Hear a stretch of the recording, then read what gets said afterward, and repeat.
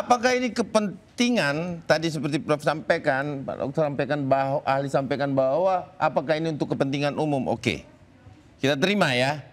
Nah, bagaimana dengan presiden sebelumnya?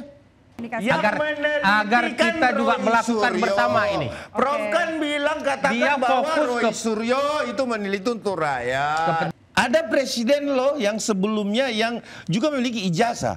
Kenapa tidak sekaligus saudara Roy Suryo ya juga meneliti? Jangan hanya Pak Joko Widodo dong. Nggak fair, itu bukan untuk rakyat. Pidana stupa ya, ini harus dipahami historinya gitu loh. Pasca selesai itu timbullah rasa kebencian itu. Pidana stupa ya kan? Bang. Oke, baik. Tanggapan Anda, Bang Freddy, tadi Anda sudah sempat mau Iya, terima kasih. Saya lebih dulu akan menanggapi dari Bang Nasrullah. Beliau ini guru saya. Ya, dulu saya lupa ngajar apa, tapi saya mau komentari dari sistem peradilan pidana, Bang. Sistem peradilan pidana kita kan udah jelas di KUHP itu penyidik itu mempunyai kewenangan. Penyelidik melakukan ya kewenangannya yang menemukan peristiwa pidana. Kemudian setelah ditemukan peristiwa pidana, ini diatur undang-undang KUHP loh. Kemudian ditingkatkan menjadi penyidikan. Penyidikan terus dikumpulkan ya alat bukti segala macam sampai ditemukan tersangkanya. Makanya kemarin diumumkan tersangka. Itu kewenangan penyidik. setelah melalui banyak proses gitu ya. Ya, itu kewenangan penyidik. Ya, dan itu tidak boleh dinafikan kewenangan itu dengan argumen, dengan analisa bahwa dibuktikan dulu. Ya. Nah, saya kemudian nanti berlanjut ke sistem peradilan pidana berikutnya. Ini P21 berkas lengkap akan dilakukan dakwaan oleh JPU, kemudian nanti dituntut. Hakim yang akan memvonis. Hakimlah memvonis. Bang Nasrullah udah mengatakan ini boleh bersamaan. Ya, baik di dalam proses persidangan itu nanti itu diberi kesempatan semua pihak di situ. Pembelaan tentu nanti barang bukti yang katakan ijazah Pak Jokowi yang udah ditahan itu nanti akan melalui jaksa penuntut umum akan diperlihatkan kepada majelis, kepada para pihak, kepada Pak Jokowi, nanti bisa ditanyakan di situ ini benar punya Anda, nanti UGM dan lain-lain yang sudah tentu diperiksa di penyidikan itu. Ahli-ahli juga di situ. Nah, saya mau kasih analogi. Ya, ada misalnya begini. Ini nih sederhana, sebetulnya yang saya maksud adalah sederhana, kasus ini benar-benar sederhana. Pencemaran nama baik, fitnah ini udah banyak contohnya kasusnya. Nah, misalnya adalah tokoh publik, ya saya maki-maki itu orang, saya tuduh dia, mohon maaf nih, ya kalau dia pejabat misalnya saya tuduh Anda koruptor atau Anda pemerkosa, saya bilang begitu, Anda pedofil, ya apakah saya, ya tidak bisa diproses berdasarkan kewenangan penyidik tadi, atau mesti dibuktikan dulu bahwa dia itu pedofil. Itu analoginya, gitu loh. Kan nggak seperti itu. Tentu di dalam proses penyelidikan dan penyidikan, ya fakta-faktanya diverifikasi dong. Pada saat itu bagaimana? Bener nggak? Time-nya bener nggak? Misalnya cerita pedofil ini ternyata dia di Amerika atau di mana? Kemudian saksi-saksi sama dengan ijazah ini. Ya UGM yang mengeluarkan, bener nggak kamu keluarin, kan begitu. Ada barangnya ada, KPU pernah nggak kamu? Pernah. Tapi sejauh ini sudah dilakukan. Sudah dong, begitu banyak saksi. Oke, Bang Nasrullah, seperti apa Bang analoginya ini? Ya, tanggapan Anda? Nggak ada salah yang disampaikan oleh Damanik bahwa polisi punya kewenangan proses-proses penyelidikan dan penyidikan sampai penetapan tersangka. Tetapi ada persyaratan. Kewenangan itu tidak bebas, ya, kewenangan yang dibatasi oleh tanggung jawab hukum dan prosedural dalam penegakan hukum. Perbandingan yang diberikan itu tidak apple to apple terkait dengan perbuatan pencemaran nama baik. Anda bisa tanya ke seluruh profesor ahli hukum pidana, benar tidak apa yang saya sampaikan, bahwa kalau tuduhan pencemaran nama baik, maka jika apa yang saya tuduhkan itu benar ada, itu bukan pencemaran nama baik. Nah, tapi kalau terbukti bahwa apa yang saya tuduhkan itu keliru, maka baru saya dapat dianggap mencemarkan nama baik.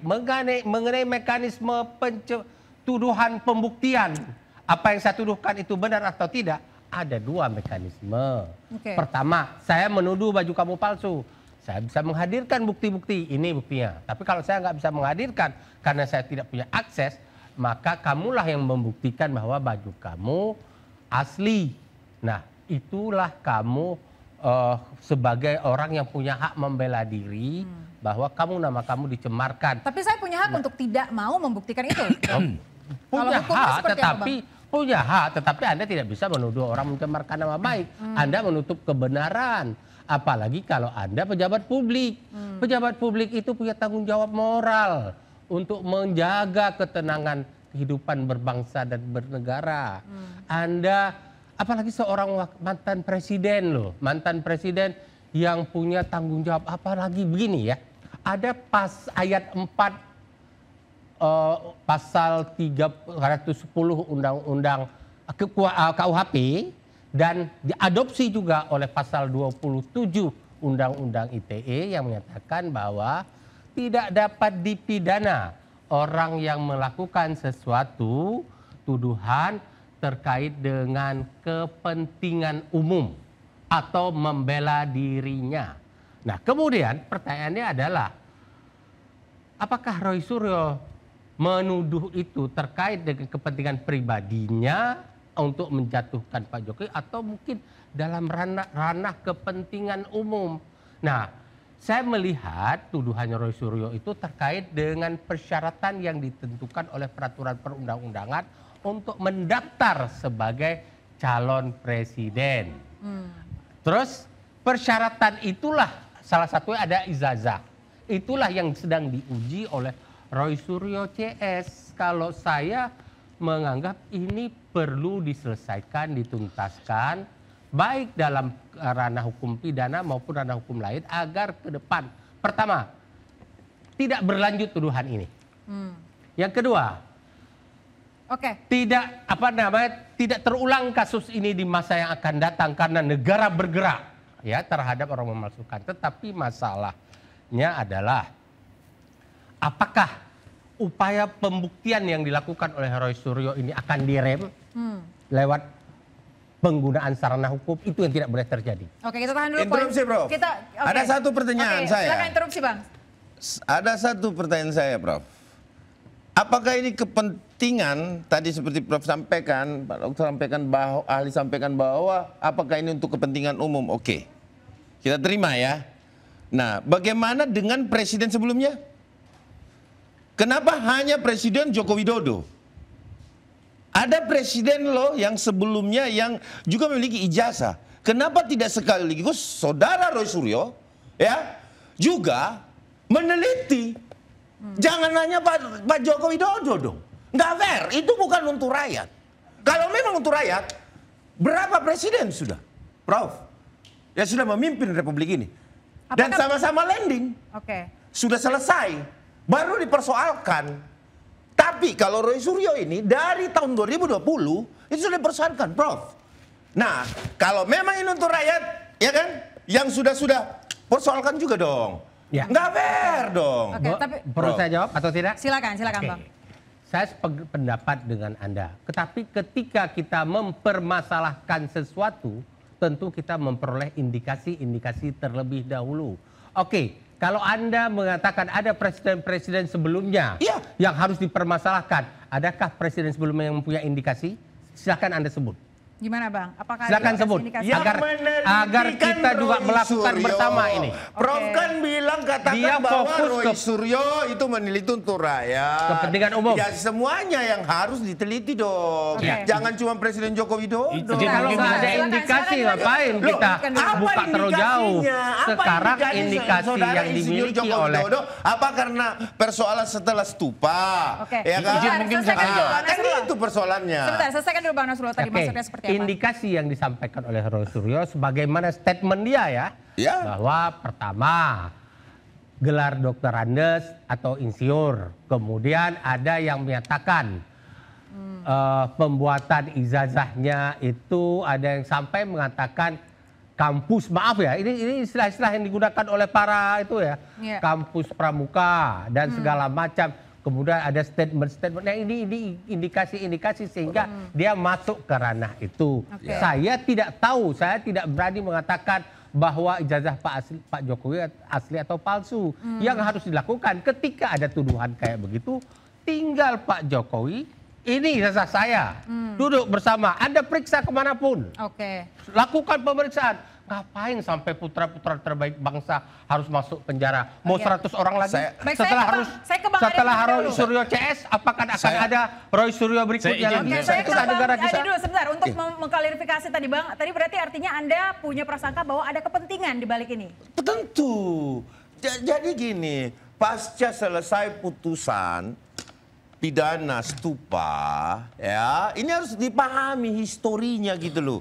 Pasca selesai itu timbullah rasa kebencian itu. Pidana stupa, Ya kan? maaf, pidana stupa itu Roy Suryo yang dihukum. Iya dong. Oke, Roy Suryo. Tapi Rismon, Tifa, Sebentar. Kan Bapak berbicara kepentingan saudara Roy. Atas nama rakyat Indonesia, kepentingan umum. Itu loh. Jadi ada sejarah itu. Terus kemudian lahirlah orang-orang yang kemudian seperti Bang Bonatua diajak masuk ke dalam, semua dalam menjadi sebuah tim untuk mengusut ini. Dan kalau Pak Prof tadi mengatakan yang tadi bahwa ada indikasi itu baru-baru, Prof. Oke. Bukan 2020, Prof. Itu Oke. pada saat Oke. digalinya. Bang Dan Ade, ingat, Bang Prof. Ade kita tanya dulu, Bang Freddy berarti juga setuju bahwa akan ada kepentingan di balik Ya. kasus ini. Sedikit Baik, lagi. coba kita tanya ke Bang Bona nanti, tapi usai jeda pemirsa tetaplah di Interupsi.